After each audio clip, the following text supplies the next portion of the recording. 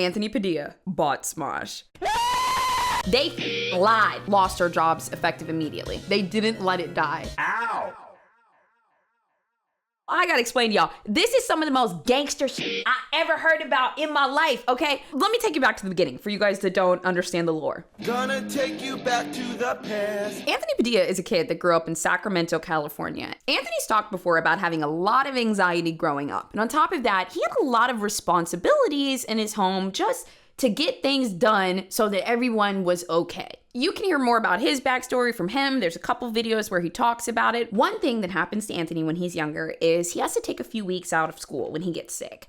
And during this time, and a little bit before that, he starts poking around the internet, making websites, creating digital forums, coding things. And look, y'all know, for us anxious kids, what do we like to do? We like to sit on the internet, on our phone, in our little world where nothing can hurt me, and I'm just laying in bed on my phone. Anyways, he kind of retreats into the internet, and that's where he finds his peace, that's where he finds his skills and abilities and his confidence. So for a few years, Anthony's doing his thing, and he's running this website. It's called smosh.com. It's an internet forum. And at first, there was just a few of his friends on there, like 20 or 30 people on. And then word starts spreading, and now he's got thousands of users using this forum. He ends up putting a few advertisements on it. Maybe he was working a little bit on the side on some other things, and he ends up making enough money to buy a car. Dude, that already does something to me, because y'all already know if you grow up in a family that didn't have a lot of money and you're able to get a car at 16, you're the man, bro. So Anthony gets his car, and he's back at school, he's cruising around, he's doing his thing, and there's this kid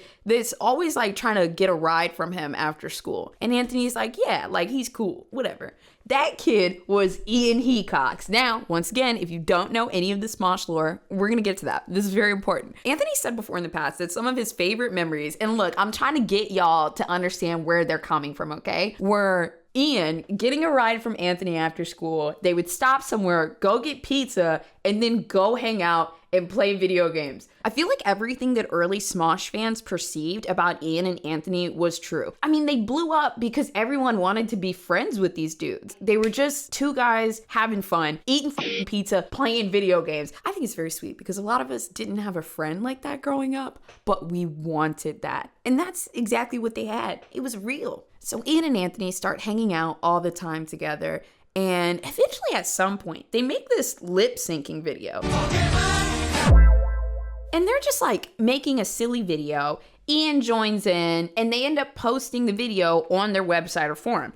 This cost them a whole lot of money, so ultimately they end up posting it on this brand new site called YouTube. And sometime around there, their videos just start blowing up. Millions of viewers now from all over the world are logging on to view their short films and video projects. I mean, when I say that these kids were getting millions of views, it's millions of views back in the early days, the early 2000s of YouTube. They were number one. Their Pokemon video, the second most watched clip on YouTube.com, more than 15 million views. They were just doing this for fun, and now they're pretty much famous. They start putting a lot more effort into their videos and doing comedy skits. They're having full-on productions, and it's just the two of them, Ian and Anthony. The two dudes are extremely successful. If you look back in the day, you're gonna see paparazzi photos of them walking down the red carpet, people screaming, crying. Oh my God, it's Ian and Anthony. Personally, what I love about their dynamic is Anthony was really like the researcher, like a big creative brain to make stuff happen. And he came together with Ian, and they had ideas together that could only come from the two of them. They had spent a lot of time together. They were really, really comfortable together, and they eventually kind of melded into the same sense of humor. But the other thing that I love so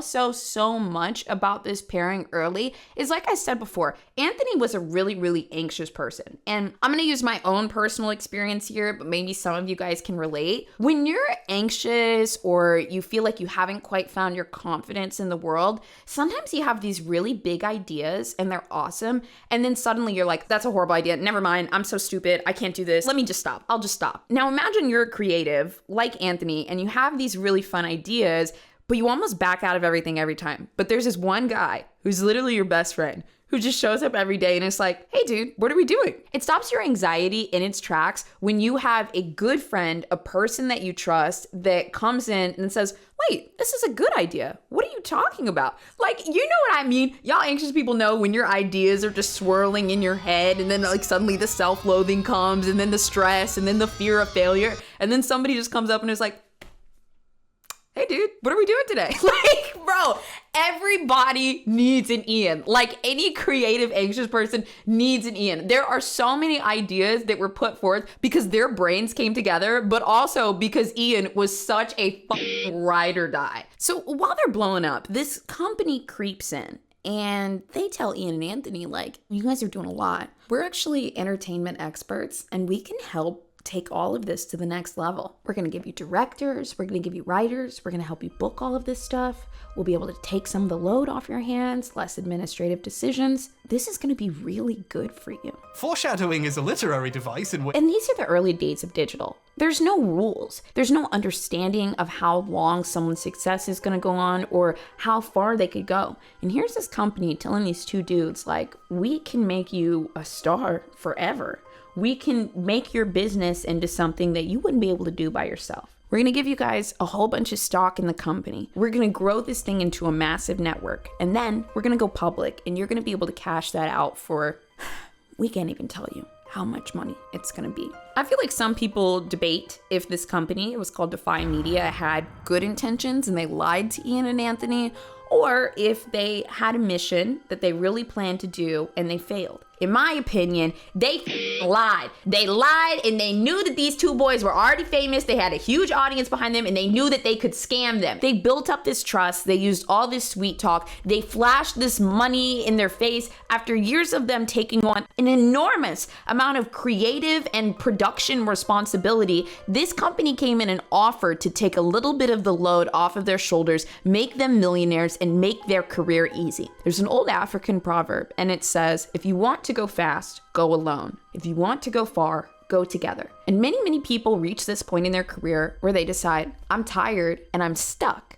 I do need help. And here's Defy Media saying that they're going to make it all possible. Yeah.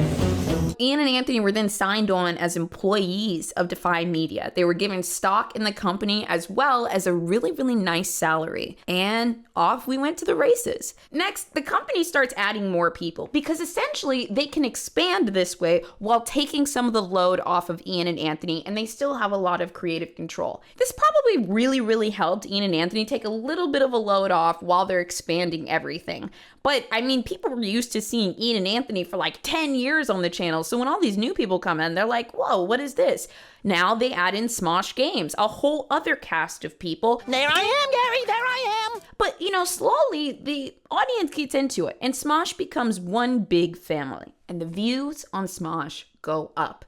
Defy Media is doing what they said that they would do. They created Smosh Pits, Smosh Games, L Smosh, Shut Up Cartoons. They expand into all of these other things. I mean, they even made like a mini TV show for them called Part Timers. But with all of this expansion, Ian and Anthony were sort of pushed out of certain decisions.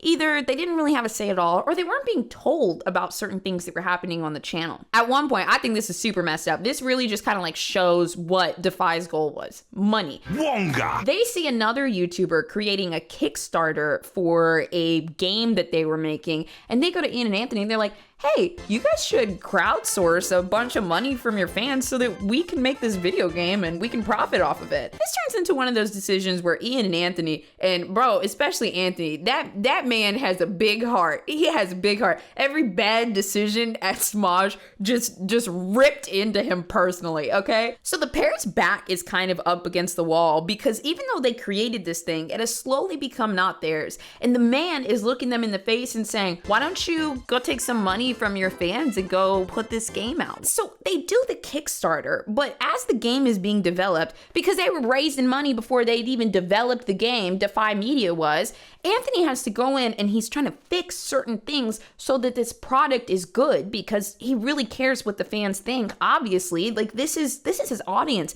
that he's cultivated since he was a teenager. And Ultimately, he didn't even make $1 off of that game. Where did the money go? So there's a lot of strange decisions that Defy Media is making there. They're getting a lot of viewership. They're getting all this money from investors. Ian and Anthony's salaries are still exactly the same. The company hasn't gone public yet, and they're just slowly taking everything away from them, while making bad decisions on top of it, while Ian and Anthony are still the face of the company. Now, this is where I come in. So back in Virginia, I'm sitting on my computer streaming on Twitch back in like 2015, 2016. I would just play League of Legends all the time, okay? Sometimes a little bit of Grand Theft Auto. And I'm streaming, I'm doing my thing. And at the time, I had a lot of like really crazy people on Twitch that were always trying to do inappropriate stuff, trying to get my information, all this stuff. And so I get to the point where I have to keep working, but I have to tune out some things because I don't know how to explain it. These people kept trying to scam me, okay? So one day I'm playing Grand Theft Auto and this man comes into my chat. This is a true story. And he's like, "Hello, BOZE. I have been trying to contact you for the past few weeks. Please, please, please check your email, or do you have an alternate email that I can reach out to you on?" And I'm sitting here playing Grand Theft Auto and I'm like, "Great. The scammers are back." It's funny. I think I like banned him from the channel or something. So this man, his name turns out to be Michael. He emails me again, and I'm looking at this, and I'm like, what is this? Let me just give it a shot. So I end up setting a call with him, and I will never forget standing in my mother's bedroom in Virginia. I was living with my parents at the time, and looking at my phone, and I'm getting a call from, it said Beverly Hills, California. And I'm sitting here saying, Beverly Hills, California. Man, I'm like, how did they do this? They must have spoofed the number. And I'm ready to go in on this fool, and I'm like, hello? And he sounds very professional. Sounds like a real person. So he tells me that he's casting for this thing called Smosh Games, and he would love to talk to me and see if I'm interested. And I start to believe the phone call at this point. And he's like, well, basically, one of the big things that I need to ask you before we continue these conversations are, would you be willing to move out to Los Angeles to work this job? And I'm like, would I be willing to move to Los Angeles and play video games on a salary? I go through a series of auditions. They ultimately end up flying me out to Los Angeles to kind of test run things. I'm sure a lot of you guys can understand from my point of view. I'm just a kid playing video games literally in their parents' basement in Virginia. This is a dream to me. In fact, at the time, I don't think I realized how big of a deal it was, but looking back on it, it's really, really surreal. And I was honestly blessed with such an opportunity. So when I was there, I'm new, so I don't have a lot of information into the backstory of things. But when I was there, I remember seeing Anthony, and he was always thinking a lot. He always seemed very, very pensive because unbeknownst to me, they were preparing for him to leave Smosh. At this point, Anthony's trust in Defy Media has been completely shattered. I don't want to speculate about the conversations that Ian and Anthony were having behind the scenes, but ultimately there was a mismatch, and Anthony felt like his creative decision-making in Smosh had been reduced to nothing by this company that had lied to them, and he wanted out. Understandably so. Now, back to me for a second. So I move out to Los Angeles, okay? I fly out with one bag and the shirt on my back. I'm not kidding. Y'all know when people be telling them stories? It's true. That's exactly what happened. And it was really dope because here I am about to start this brand new life. Like, I don't know, it was really exciting. We're playing video games, we're making videos, we're doing live streams. And, you know, unbeknownst to me, the energy between the entire, like, Smosh kingdom was kind of off kilter because people knew that Anthony was leaving. People knew that there was problems in the company. But me, this is the moment for my life to change. So I'm in the office every day like, having the time of my life. Look, at one point, the year that we joined, we even won a streamy. I don't know what I was doing up there on the stage. I didn't deserve this. I literally swung into this company right around the time of its prime. I'm getting like thousands of followers on Instagram. My streams are getting a little bit more viewership. I mean, it was a really, really like crazy thing for me. But on the back end, finally, the announcement comes out. Anthony's gonna be leaving Smosh. I didn't really understand this until like 2 days before the actual production. Like, we did a video where we were saying goodbye to Anthony.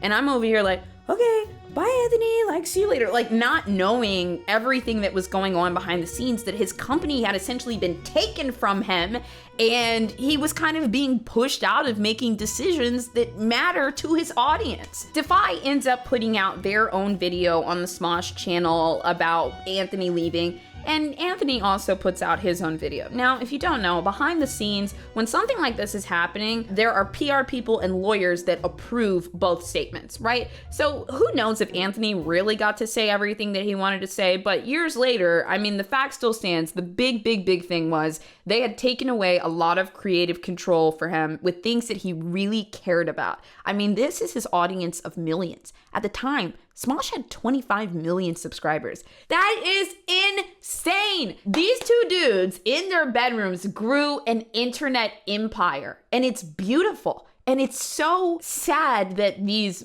money-hungry business entertainment people pretending like they knew something took it away and just kind of started pushing him out of it. Anthony goes off to make his own series called I Spent a Day With, and I mean, the series explodes right off of the jump. Meanwhile, at Smosh, now that there's this big pop in press, and it's like, well, what is Smosh gonna do next? They start trying to pump out some of the best content they've made in a while because they've really got to keep things afloat. Also, poor Ian, straight single dad, he doesn't even have time to grieve that his homie that started the whole thing with him left because he's got a whole cast of new Smosh members and a whole company that he's got to keep afloat. So even though they've always been a duo and they both bounced off of each other to make some of the best ideas and best decisions, Ian has to do everything mostly alone now, and he has to lean on these business people to try to keep things afloat. Now, we've talked about my story, we've talked about Ian and Anthony, but let's just dive a little bit deeper into Defy Media. After Anthony left, I happened to notice all of these really big meetings that were always happening in the Smosh office. The Smosh office was in Beverly Hills, and I mean, it's like, why would the Smosh office be in Beverly Hills? It's because Defy Media wanted to be taken seriously. They had investments upwards of $70 million coming in year over year, on top of all the money that the channels were making. They had offices in New York City, like right in Manhattan. They had offices in Beverly Hills. That's because when entertainment companies came in to look at them and decide if they wanted to partner, they wanted to say, look, we have so much money. We're in Beverly Hills. That's why the fucking office was in Beverly Hills. They were spending so much money on that. So I start noticing these meetings where all these suits are coming in. And it's not just like 2 or 3 guys. It's like 10 or 15 people piling into a room. And then, you know, we, the Smosh kids, like we go off, we're filming, I don't know, like building a blanket fort or something. Latvian Independence Parade. Don't look at me. They had the proper permits. But I notice all these guys, and I kind of just hear through the grapevine that they're trying to sell the company. Why would they try to sell the company? I don't really know much about business at the time. This is years ago. But I remember hearing that all of these meetings was Defy trying to sell all of the channels together. Now here's the secret of what they were doing. Defy Media was partially an MCN. Back in the day, MCNs were companies that were like an extra level of protection. They would keep creators from getting copyright strikes, being demonetized, having their channel terminated, all the big things that YouTube channels fear. But the way that it worked was you would sign up with this MCN, and then all of your revenue would go to the MCN directly. So like if a YouTuber made $50,000, it would all go into the MCN. They would take their 10% and then they pay out the creator. So that's kind of how it worked. And with that, these were very common and they gave channels a lot of protection. In fact, they're still around to this day. But what Defy was doing on the other end was building a very beefy money portfolio. So when they were talking to investors, what they were doing was they were showing, well, we made this much off of our channels. Also, we have all these investors that really believe in us. Oh, and on top of that, we have this other business where we make all this money. And what they were doing was they were showing all of the money from these YouTube channels coming in, but they weren't showing the investors the money going back out to the creators. So it looked like month over month, they had channels in their network that were bringing in millions of dollars. They were essentially trying to say like, hey guys, we make $15 million a month. That's what they were trying to say. But over and over and over again, these investors were coming in and they were looking and they're like, this like doesn't add up. Like something is off here. When businesses try to make a big sale like this, they'll often bring in a financial expert and they're supposed to check everything over. Now, if you guys remember the Charlie Javice case with JP Morgan, sometimes these people don't do their job. But in this situation, these guys were doing their job and they said something's off about Defy Media. And Defy Media, they weren't able to sell Smosh. Now, back to me for a second. The year is 2018. Smosh has gone through so much, but we're still here, we're still swinging, and we're still going. At the time, they had brokered this Facebook deal with Smosh Games where we were supposed to play a certain hours per month and stream live on Facebook. But on November 8th, 2018, Defy Media abruptly shut down while I was on a live stream. As we were all finding out that we were losing our jobs, I was live streaming Fortnite on Facebook to about 60 people. I will never forget being in the live streaming room and we get this email and it's from the CEO of the company. His name is Matt Diamond. And it says, company call in 15 minutes. Y'all already know, if the CEO that nobody ever hears from sends a company email that says, company call in 15 minutes, it is not gonna be good. So I'm in the room with the producer and the tech director, and we get the email, and they're like, just keep playing, BOZE. Just keep, like, this is real. And so the call is gonna be in 15 minutes, but I have to stay on the live stream because we're contractually obligated to keep going, and I'm the one in the chair this day. I keep playing, and they're like, okay, we're gonna step out and like take this call. And I'm like, okay. So I'm still playing, and they're about 2 or 3 minutes in. I'm like, yo, what is going on? I open the door and I see all of just the Smosh cast and crew standing in a circle holding the phone, and everyone looks so somber. There's a law in California, it's called the WARN Act, where basically if a warehouse that has over a certain amount of employees is about to shut down abruptly, you have to give everyone at least 2 months notice. That's what we were getting that day. A notice that everything was going to be shutting down in the next 2 months and we would be paid out for the next 2 months. And after that, our jobs were over, no severance, no nothing. Yeah, so our parent company went out of business. I can't imagine how bad Ian and Anthony must have felt for everyone that lost their jobs that day, because this started off as a fun project and now here we are. So we all had a few weeks ago. I still remember going back to my apartment because I didn't have a lot of job experience at the time. I was just a social media marketer before that job had really blown up. I didn't have a lot of credentials. The last 3 years of my life, I was playing video games. Like, where am I gonna find a job where I'm just playing video games? So I started calculating how much money I had left, how much money that I would get from being paid the next 2 months, how I was going to consolidate that and apply for unemployment, and I was gonna figure it out. And I had this whole plan because having 2 more months of pay, that's essentially 4 paychecks. I was like, okay, I can do this. And then less than a few days later, we were told that we had actually lost our jobs effective immediately. I remember I was somewhere else at the time because I was trying to like find work anywhere that I could, and somebody invited me to a shoot that day. So I wasn't in the office that day, but I heard that executives packed up their stuff and left by noon. People were devastated. Like, people thought that they would never find work again in digital. It was honestly a really, really depressing night. It was. And we all went through that together. So after this, the bank that was connected to Defy Media basically owned all of the assets connected to Smosh and other brands. And there became this big crusade of, well, we need to find somebody to buy Smosh. Ian really stood up and led the charge there. And I commend him for that because he didn't want to let this thing die. I remember him talking to as many investors as he could, holding lots of meetings, like, you know, telling them like, no, this thing works, this thing is big, this brand is loved. Like, he really fought for it. And a lot of the cast and crew, they stuck through when Smosh didn't really have a lot of money at the time. In fact, I almost wonder if Ian was paying for a lot of this stuff because they didn't have much, but they offered what they could, and everyone stuck through and didn't let Smosh die.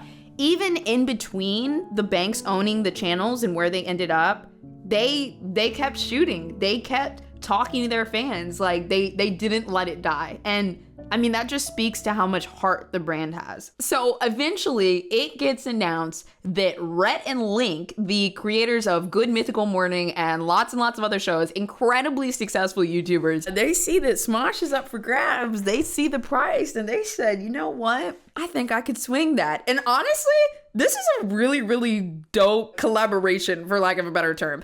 Rhett and Link end up buying Smosh and they give them a studio. Everyone's back on salary. They are more motivated than ever to get things going. They even started the Smosh cast. And honestly, I'm pretty sure views were back up. They did it. So this is where I don't have a whole lot of insider information because I was employed by Defy Media and I wasn't at Smosh the next one. I ended up going to a concert company and getting back into my marketing career. Sidebar, I had decided that I wanted to leave content creation because the ups and downs of digital at the time, they were really hard. Defy was not the first digital company to fall and leave a lot of people out of work.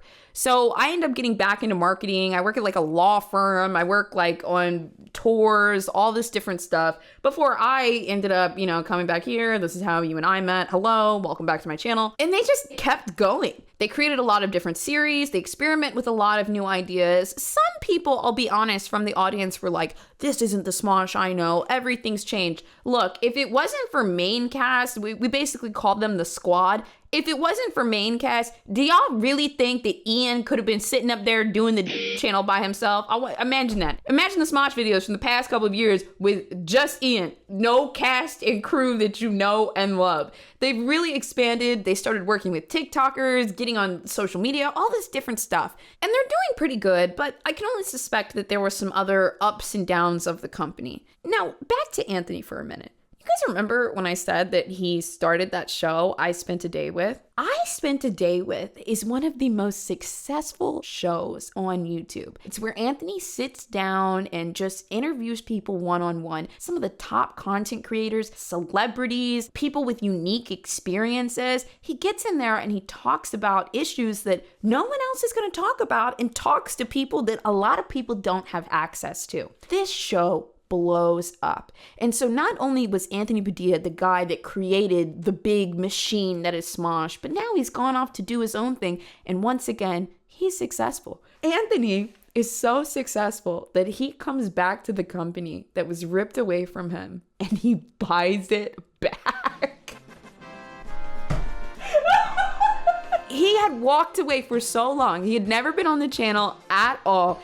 And the way that Anthony finally comes back to the channel is by buying his baby back. Now, Ian's got ownership in this too. They actually came together and bought the thing. But at the same time, I cannot get over how gangster that is to have the man take your baby away from you, rip it away, ruin it, stab it to death, kill it. And then you come back with your own money and buy it back. Bro, things can become more successful when you inject a new business model into it and a lot of people that understand business. But if a brand is built on heart and passion, I think that that's the best thing to revive it. So now Smosh is this machine that has years of experience being a business and operating as a business, making money doing certain expansive things.